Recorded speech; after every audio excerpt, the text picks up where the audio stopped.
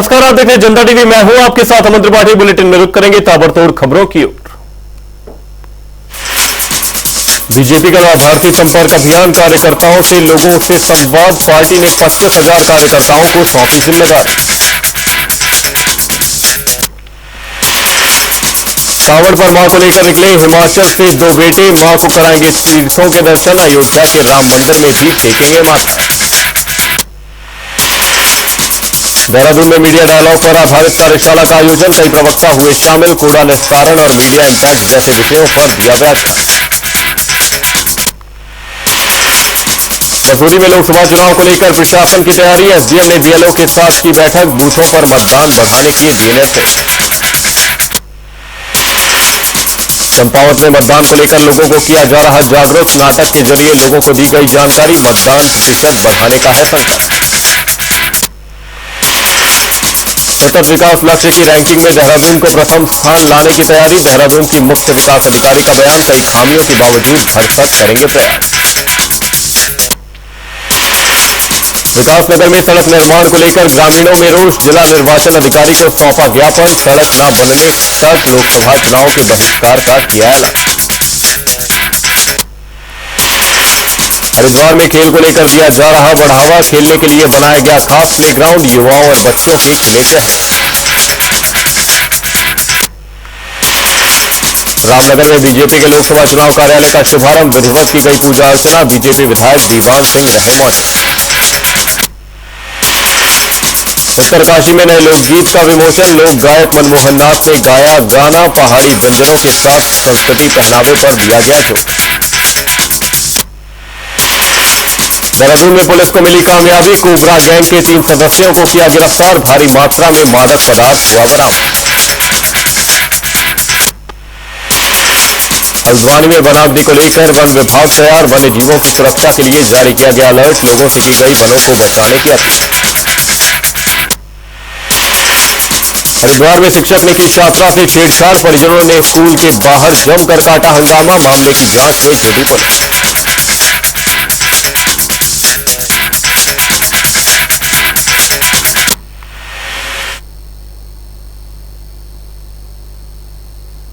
Bulletin में रुक करेंगे खबरों की ओर। देहरादून में राज्य पशुधन मिशन योजना के लाभार्थियों को चेक वितरण कार्यक्रम का आयोजन किया गया, जिसमें मुख्य अतिथि के तौर पर मुख्यमंत्री पुष्कर सिंह धामी ने शिरकत की।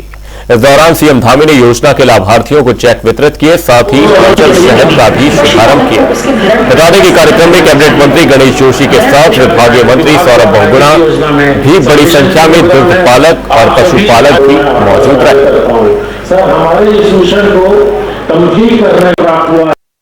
मैं देख रहा हूं कि पिछले सालों में जिस प्रकार से काम हो रहा है और अगले आने वाले सालों में जिस प्रकार से पशुपालन के क्षेत्र में दुधारू पशुओं, खच्चर, भेड़, बकरी, सूकर, मुर्गी पालन की लगभग 4500 इकाइयों की स्थापना के लिए हमने ऋण उपलब्ध कराने का लक्ष्य निर्धारित किया है। और ये योजना हमारे पर्वतीय क्षेत्रों में पारिवारिक पोषण आजीविका को सुरक्षित बनाने के साथ ही जो आज पलायन एक हमारी बड़ी समस्या है, उस पलायन को रोकने के लिए भी बहुत मददगार साबित होगी। माननीय मुख्यमंत्री जी और माननीय प्रधानमंत्री जी का जो आत्मनिर्भर भारत का सब सपना है, स्टेट्स का सपना है, उसको पूर्ण करने के लिए हमने ये योजना लॉन्च करी थी, मुख्यमंत्री पशुधन योजना, जिससे कि कभी भी कोई स्टेट के पास अपनी एक योजना हो जिससे पशुपालकों को हम भलाई कर सकें, पशुपालकों को हम योजनाओं से लाभान्वित कर सकें। उस सापेक्ष हमने ये योजना लॉन्च करी थी। इसका लक्ष्य हमने एक साल का 1500 लाभार्थियों का रखा था, लेकिन क्योंकि ये योजना इतनी अच्छी है कि हमको पहले साल में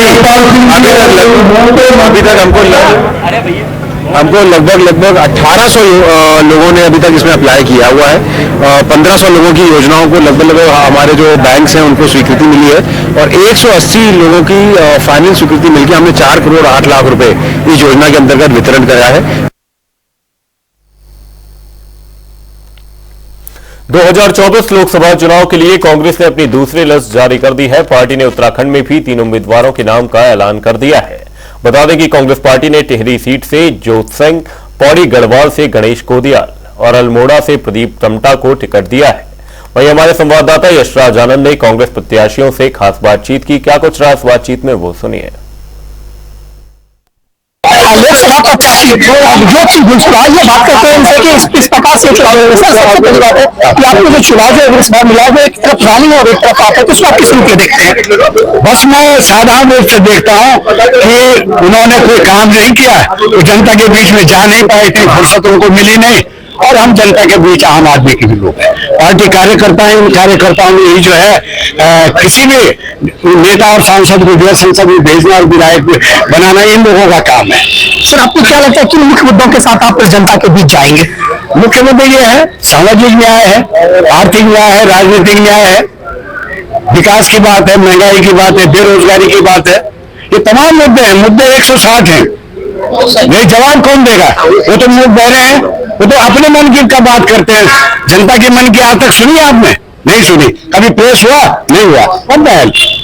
जवाबदार हैं और जिम्मेदार। सर भाजपा की तरफ से मोदी के बीच में चुनाव लड़ा जाता है, मोदी उसके रहेंगे, क्या आपकी तरफ से आप रहेंगे? किस प्रकार? मैं कुछ नहीं बोल रहा हूँ, वो SBI का जो कांड है वो बोल देगा। तो हमारे हिसाब से टीवी गढ़वाल से ज्योति सिंह गुलसुरा उन्होंने स्पष्ट रूप से कहा कि इस बार टीवी गढ़वाल में जरूर ज्योति सिंह गुलसुरा की सरकार, कांग्रेस की सरकार आएगी और ज्योति सिंह गुलसुरा बहुमत प्राप्त करेंगे। कैमरा पर्सन रोहित के साथ मैं शाहजानंद, जनता टीवी देहरादून। लोकसभा प्रत्याशी आज हमारे साथ मौजूद है पौड़ी गढ़वाल से लोकसभा प्रत्याशी गणेश गुडियाल। आइए जानते हैं इनको कि इनको जो टिकट मिला इससे ये कितने संदिग्ध आप। मेरी सबसे पहली बात है कि जिस प्रकार से भाजपा नारा दे रही है सबका साथ, सबका विकास, सबका विश्वास, तो इस नारे को आप किस प्रकार से तोड़ेंगे और आप जीत हासिल करेंगे? ये भी एक जुमला है। आपको याद होगा पिछले चुनाव में जब ये कहा गया था कि प्रत्येक व्यक्ति के खाते में 15 लाख रुपए आ जाएंगे, और उसके बाद जब कुछ नहीं आया और गृह मंत्री जी से किसी ने पूछा कि भाई आपने तो ये कहा था, तो उन्होंने कहा, किसी ने कहा कि मोदी जी ने ये कहा था, तो उनका जवाब था कि चुनाव के समय बहुत से जुमले बोले जाते हैं। फर्क है इसमें, कांग्रेस पार्टी चुनाव के समय जो कहती है वो हमारा संकल्प है। अगर राहुल गांधी जी ने कहा है कि हम 30 लाख नौकरियों पर जो खाली पद है उस पर भर्ती करेंगे, अगर राहुल गांधी जी ने कहा है कि प्रत्येक ग्रेजुएट को हम अप्रेंटिस कराकर नौकरी देंगे, ये हमारा संकल्प है, और भारतीय जनता पार्टी जो कहती है वो जुमला है। तो उसी प्रकार सबका विश्वास, सबका साथ, अपने हित में सबका साथ देना, सबका विश्वास, ये भी एक जुमला है। सिर्फ 2014 से ऐसा देखा जाए कि लगातार मोदी के नाम पर चुनाव लड़ा जा रहा है, इस बार भी कहीं ना कहीं मोदी के ही नाम पर चुनाव लड़ा बात है। मोदी जी के नाम पर चुनाव लड़ा जा रहा है तो प्रश्न भी मोदी जी से है। कृपया मेरे प्रश्नों को मोदी जी तक पहुंचाइए और वहां से जवाब लाइए। मोदी जी यहाँ आए थे, क्या उन्हें पता नहीं था कि अंकिता भंडारी का इतना बड़ा केस है, इस पर मुझे कुछ कहना चाहिए? क्यों नहीं कहा?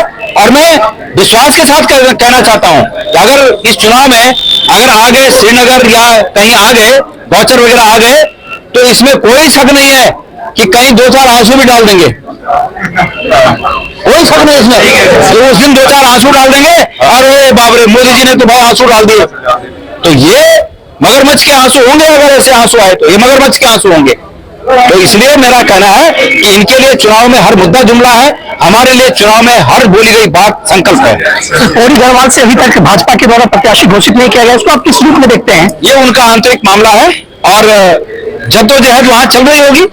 अब वो जद्दोजहद, मैंने कहा ना, ये गौण है कि कौन कैंडिडेट आता है, महत्वपूर्ण यह है कि उनका चेहरा ये है और अब उस चेहरे से हमें जवाब चाहिए।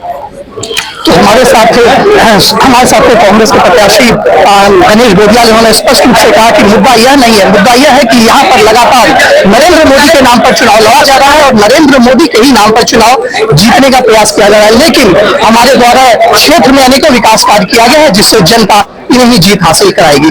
कैमरा पर्सन रोहित के साथ मैं शाहजानंद, जनता टीवी देहरादून। सीए लागू करने पर कांग्रेस प्रदेश अध्यक्ष करण माहरा ने बीजेपी पर निशाना साधा है। उन्होंने कहा कि केंद्र में 10 साल से बीजेपी की सरकार है, पिछले 10 साल से बीजेपी ने सीए लागू नहीं किया, लेकिन अब चुनाव की घोषणा में कुछ समय रह गया है, तो ऐसे में भारतीय जनता पार्टी ने चुनाव को प्रभावित करने के लिए और लोगों को डराने के लिए सीएए लागू किया है।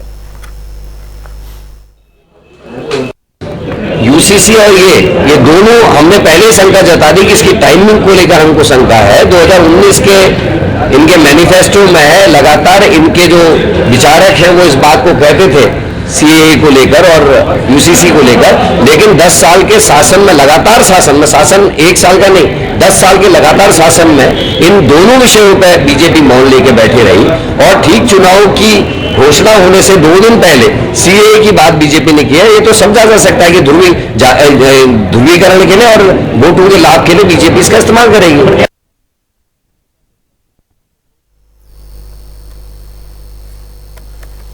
केंद्र सरकार की ओर से पूरे देश में नागरिकता संशोधन कानून यानी सीएए लागू कर दिया गया है। वहीं सरकार के इस फैसले का हरिद्वार के साधु संतों ने स्वागत किया है। साधु संतों का कहना है कि सरकार के इस फैसले के बाद अन्य देशों में उपेक्षित हिंदुओं को भारत की नागरिकता मिलेगी। ये वाकई में सराहनीय कदम है। हम इस फैसले के लिए प्रधानमंत्री नरेंद्र मोदी का आभार व्यक्त करते हैं। 1947 का जो भारत का डिवीजन हुआ और उस डिवीजन की पहली सीढ़ी का काम हुआ है, तो अभी तो बहुत काम बाकी है, लेकिन पहली सीढ़ी का काम उन्होंने कर दिया कि भारत जो है हिंदुओं का देश है और हिंदुओं को सम्मान मिलना चाहिए, स्थान मिलना चाहिए, क्योंकि पूरे विश्व से भगाए हुए हिंदू कहाँ रहेंगे। तो उनको यहाँ पर आज भी नागरिकता नहीं मिल रही थी, तो उनको नागरिकता के लिए रास्ता खुल गया है।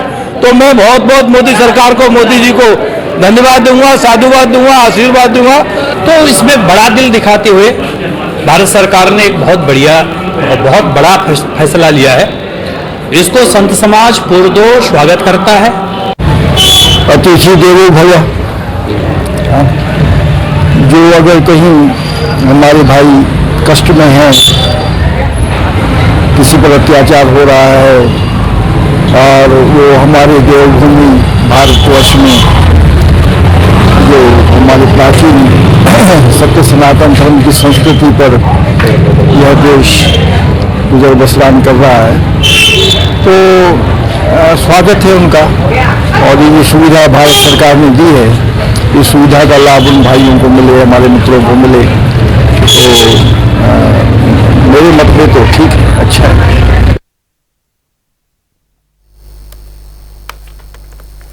कांग्रेस प्रदेश अध्यक्ष करण माहरा ने पार्टी मुख्यालय में प्रेस वार्ता की। इस दौरान उन्होंने बीजेपी को आड़े हाथों लिया। करण माहरा ने कहा कि बीजेपी और आरएसएस ने आज तक भारत के संविधान को स्वीकार नहीं किया है। वहीं दूसरी तरफ बीजेपी सांसद बयान दे रहे हैं कि हमें 400 सीटें चाहिए ताकि हम संविधान को बदल सकें। यह बहुत ही दुर्भाग्यपूर्ण है।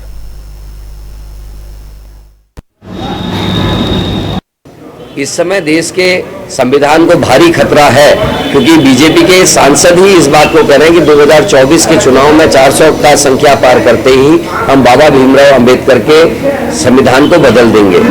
और ये बड़ी चिंता का विषय है। इस समय देश को ऊपर उठाने के लिए आवश्यक है कि जातीय जनगणना के साथ साथ आर्थिक मैपिंग की भी आवश्यकता इस समय आ रही है, क्योंकि हमारे नीति निर्धारक जो कांग्रेस के विचारक हैं, उनका ये मानना है कि देश के 99.50% से ज्यादा लोग भागीदारी में पीछे हैं।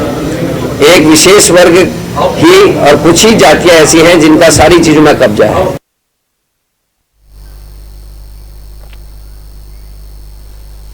बुलेटिन में फिलहाल के लिए सिर्फ इतना कि जय गणेश। जनता टी पर खबरों का सिलसिला रहेगा जारी। तब तक के लिए नमस्कार।